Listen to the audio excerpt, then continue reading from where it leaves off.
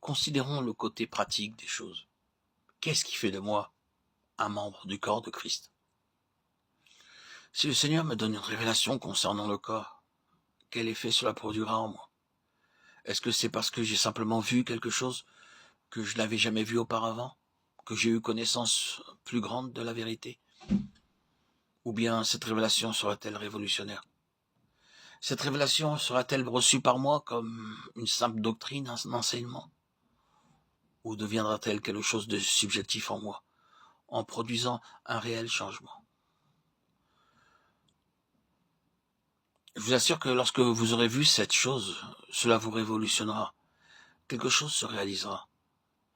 Qu'est-ce qui fait de moi un membre du corps du Christ? Ce n'est pas quelque chose que je peux faire. Ce n'est pas une chose que je peux expérimenter. La seule chose qui fasse de moi un membre du corps de Christ, c'est Christ en moi. C'est ce qui m'en confère le titre et qui fait de moi un membre du corps. Si cela ne nous fait rien de considérer des illustrations matérielles, remémorons-nous encore ce pain. Ce pain n'est pas issu de vous-même. Il ne vous ressemble pas du tout. Il en est de même d'un homme qui serait membre du corps de Christ. C'est une image. C'est comme si ce morceau de pain qui est en vous faisait de vous un membre du corps. Le corps de Christ, c'est Christ. Paul ne dit rien de faux, grammaticalement ou spirituellement, lorsqu'il dit « Car comme le corps est un, et qu'il y a plusieurs membres, et tous les membres du corps, quoique plusieurs, sont un seul corps, ainsi est le Christ. » 1 Corinthiens 12. Je pense que certains d'entre nous aimeraient apporter une modification.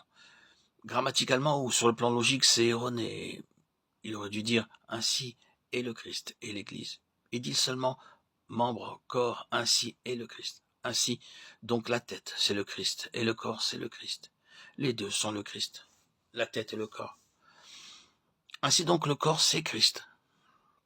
Tout ce qui procède de Christ continue ce corps.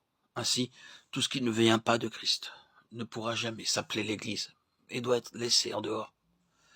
La question ne consiste pas à faire plus, mais c'est d'être moins.